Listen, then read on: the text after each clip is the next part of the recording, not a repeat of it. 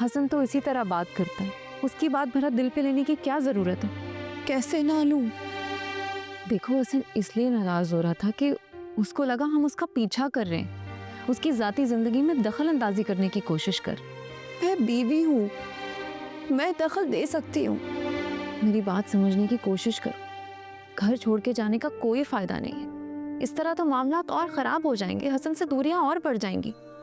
और ज़रा ये भी सोचो, अगर तुम अपने अब्बा के घर चली जाओगी तो वो कौन सा तुम्हारा इस्तकबाल करेंगे?